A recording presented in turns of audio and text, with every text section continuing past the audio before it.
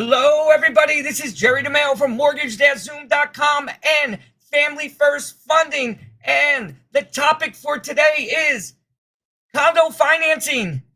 Major changes in 2022. And I've brought in a special guest today. He's the head of underwriting at Family First Funding. He's the guy that you go to when you have questions about anything regarding the underwriting. And I'm bringing in John Alvarez. John, welcome to our show. Thank you. So, John, I feel like right now, I don't feel like the realtors, the buyers, or the sellers really have a good idea on what's happening with condo financing today. You know, one of the reasons is that it really only went into effect. I know they said the new year, but it really started as of March 1st. Is that correct? Where this went into effect? So you're starting to really see it now. And John, what was the reason for this change? What are they looking for today, like in condo financing? They're looking for, stability of the project. Fannie Mae has always looked at the entire project, make sure that they have enough funds, make sure it's structurally sound, and, basically turn around and added an addendum to the questionnaire to help further, answer some of those questions. Before we had a short form and a long form, a full and a short, or limited, they called it also. Now they've actually done away with those two and just have one form, the 1076. And that answers all the questions. So I'm gonna pull up this 1076 form on the screen, John, and I'm gonna go to the section. Right to the section. Now there's a lot of questions. There's a lot of questions on this form. A lot of them are the normal questions that have always been asked on the form, but now there is a specific new question, and it starts on this page where it says building safety, soundness, structural integrity, and habitability. So question number one, it says, when was the last building inspection by a licensed architect, engineer, or any other building inspector? That's the first question that I found. I don't know about you, that's causing some issues here. Is that accurate? That is correct. Every single HOA company is having a hard time answering that one. So the number one question is, when was the last inspection? And I'm going to just show, here's what I see a lot. This is one that I've seen a lot. Unknown. Unknown. Right. Is unknown an acceptable answer on this questionnaire? Unfortunately not. We've been on the phone with Fannie Mae, the condo reps, and everybody else. That NA, unknown, we just took over the project and managed it for the last 2 years. Unfortunately, that is not an acceptable question. Answer. So we need to know when the last inspection. We must know when the last inspection occurred. That's the challenging question number one. But you might not think it was that challenging, but it seems it keeps coming back that no one really knows when the last inspection was done in a lot of cases. Correct. At least the management company for the HOA doesn't know. Then they're asked this next question: does the last inspection find any findings related to soundness, structural integrity, or habitability of the project's buildings? And what's your experience with the management companies right now and answering this question? Most of them are still not answering it. Fannie Mae put it in a little box, yes or no. Some HOA companies are going outside of the box and giving us explanations. That's not what we're looking for. We're looking for a simple yes or no. Most of them are giving us explanations, but not answering the question again. So that would not be acceptable. And then there's another question on here that is also posing a challenge. Is the HOA or co-op aware of any structural or deficiencies, safety, soundness, integrity, or validity of the project? That's another question. No one wants to answer, John, do they? They do not. There's a lot of liability in answering those questions, and that's understandable. But they would be the number one people knowing uh, that there is something structurally or deficient in the project because you got people living there. What are they going to do? They're going to go and complain to the HOA. You know, so they would be the number one line of defense if there is something that's not structurally or deficient that they would be aware of automatically because you have people living there. So something like this, if I'm just going to answer the question, so if the answer was, hey, I did the inspection on 1/1 of 2010, and if they answered no, we don't know of any, the last inspection didn't find anything, and no, we're not aware of any current deficiencies, this would be acceptable, correct? Even though it was 11 years ago, like we're okay with that. Correct. That would be acceptable. They did have an inspection. They did answer the question. We would still, as a lender, do some prudent underwriting to make sure that there's nothing popping up behind the scenes. We will take a close look at the appraisal. We will probably look at the county websites to make sure that there hasn't been any complaints or something else along those lines. Fannie Mae does give you additional resources to try to answer these questions if the HOA company's unable to answer them. So I recently, very recently, had a deal, actually closing today, where the HOA come back. I'm going to stop sharing the manage. When I say HOA, most of the HOAs have a management companies that managing the HOA and the ones that are answering these questions and what have you. So, part of what I'm seeing is a lack of communication between the HOA and the management company. Like, this is the answer that I got to those two tough questions on the last thing. So this is from the management company for the HOA, and they're basically saying making determinations regarding the structural and safeties and soundness of habitability of this project due to deferred maintenance conditions is far beyond our scope and management services. Accordingly, our legal counsel has informed us not to answer this question.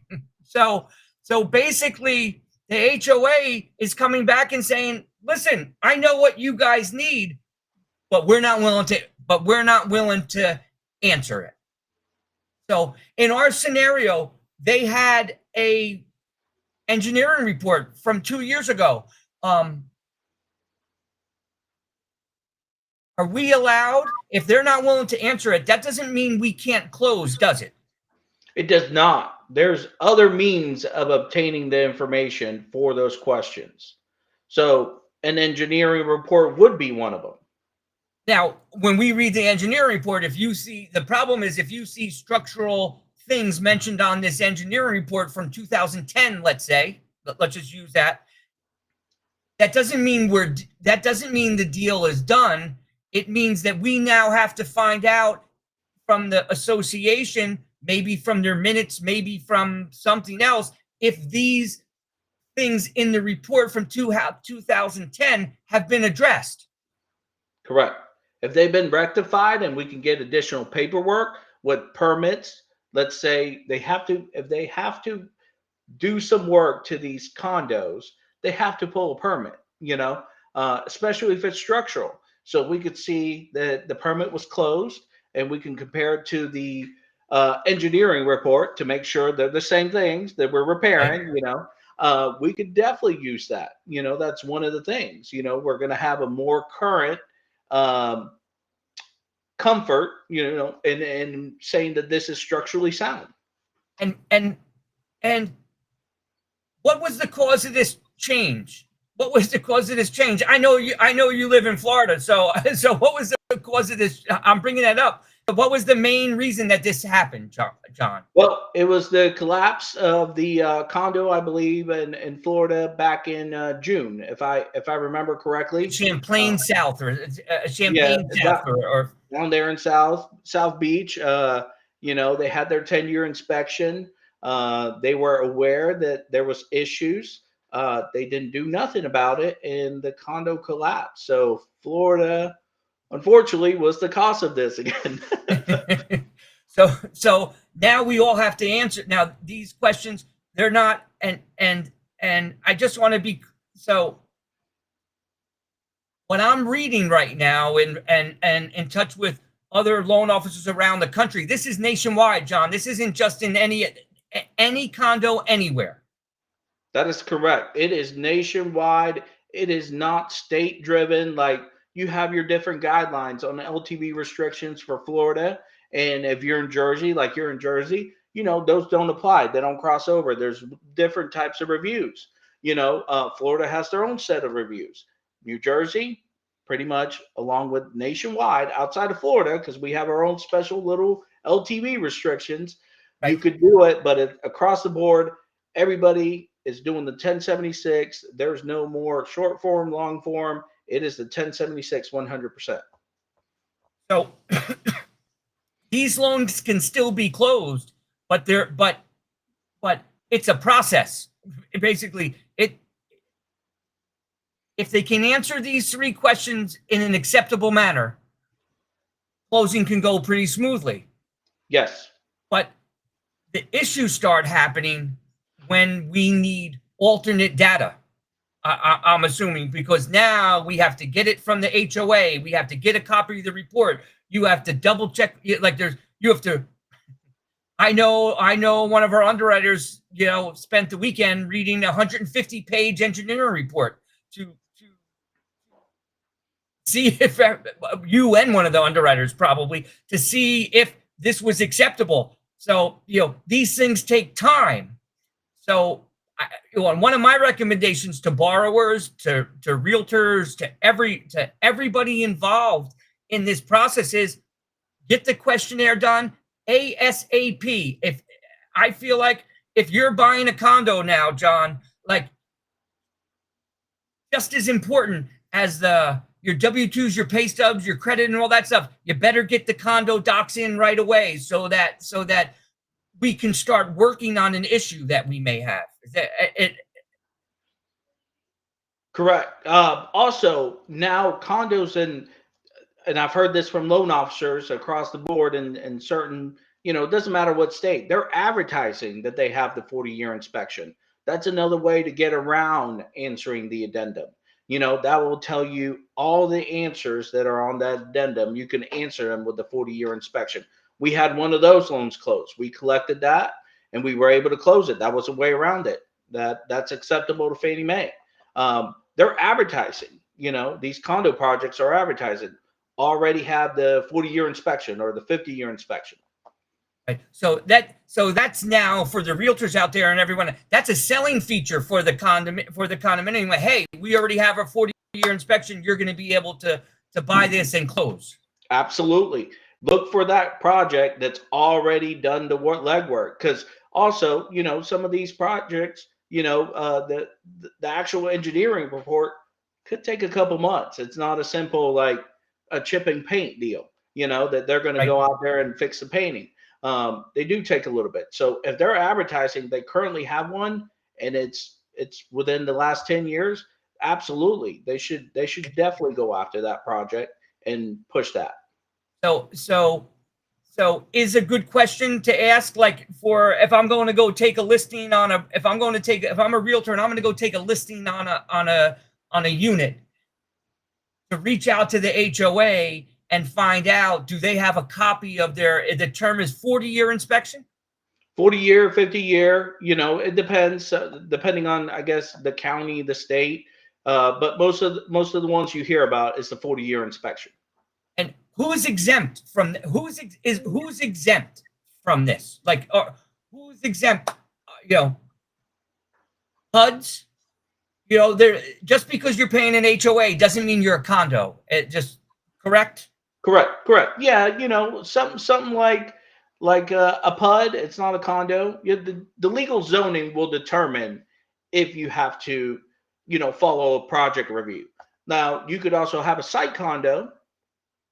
Site condo is a single family. The land underneath is zoned, condo, but you're not going to have that review. Fannie Mae does allow you on a site condo because it's a single family home to skip that review. You have Does a that need to waiver. be completely unattached? Does that need to be a completely unattached condo? So you can't, if it's like a 2-unit structure and you're attached to one, that's not eligible, That's not. Now, you have to remember also the 2 to 4 units do get an appraisal waiver. Excuse me, a project waiver. right? So 2 to 4 unit condos. Now, again, I say side condo, single family home, 2 to 4 units, usually it's just a little building, not a whole community. So be Right. careful with that. But those 2 to 4 units, they will get a project review waiver. So they still have that. You don't have to worry about certain things like reserves and questionnaires on those little ones. And not that there's many, at least in my area, but if you have an FHA approved condo, you need any of these questionnaires filled out. Nope. All you need on a FHA or VA, as long as they're on their website, they're approved. FHA, as long as they're on their website, FHA connection, they're approved. We will collect the master and the condo insurance, the HO6. It's just the condo insurance. But so if you're going FHA, now that doesn't mean you can go conventional on an FHA approved condo and you wouldn't need it. If you go FHA on an FHA approved condo, you don't need any of these documentations. Correct. FHA has done the legwork. They've figured out the concentration. They've approved the project. That's the difference. FHA has approved the project. So once we do a loan on one, I know the answer to this, but I'm asking because people say, so let's say we do a loan right now on this project and we approved it. Does that mean that the project is automatically approved for anyone else that's buying in that project? No, because we're really doing spot approvals on these conventional. We're not running them through CPM or PERS. We are actually doing them internally. So it does not approve it for other lenders to go out and do loans on these. So just because we approved it on one, like, doesn't mean that Fannie Mae and Freddie Mac, it's good with them just because a loan closed in there. Correct. Anything else important that you think people should know? I'm hearing out and again around the country that in the last, since March 1st, that 30 to 40% of the condos aren't closing or haven't closed. That everyone had no idea this was coming, and now they're not closing. 30 to 40%. That's a big number. That's a big number. Huge. What do you recommend? What do you recommend that a loan officer or a realtor or a home buyer or a seller, well, like if you owned a condo right now, John, and you said, I'm going to be thinking of selling this. This is a tough question, and we didn't even review this before we went on the line, so I'm putting you on the spot. So if you owned a condo right now, you were a homeowner, you owned a condo, and you were thinking of selling this condo in the next 6 to 12 months, what would you be doing as a homeowner to help to try to make sure you'd be able to sell your place? I would be going to my HOA to make sure that they have some sort of inspection, whether it's an engineering, an architect, even a county inspection. Make sure those ducks are in a row before I even went on market, because if not, I'm not going to be able to sell, So that would be the first thing, that I would check with. So to me, if you're a realtor, if you're a homeowner, if you're a realtor that works a certain complex and like you get a lot of business out of a complex, if you're a homeowner, like, you should be reaching out to the HOA and trying to confirm these things so that we can find, so that you can catch the problem before it happens. Correct. Get ahead of it. Get ahead of it. John, listen, I really want to thank you for your time. Like all the visit, like great information. Condos are going to be difficult for a little while. But let's all get out in front. Let's all get out in front of it. And that will help. That will help a lot because right now I feel like nobody really knows. I feel like it's the most, like if you Google it, I found only 2 articles even on all of like Google search on it. I went on YouTube and mentioned, 2022 condo, changes, and not one video or nothing about the 2022. Google and YouTube, that's a lot of information out there to have 2 articles only about Right. it. Like Right. that's not a lot of information going on. So we want to be the first YouTube video that helps explain to people what you need to do in 2022 to survive. So I'm going to ask that you please subscribe to the channel and please don't forget to like this video. And John, thank you. And we'll see. Oh, let me get rid of that. Thanks again, John. We'll see everybody next time.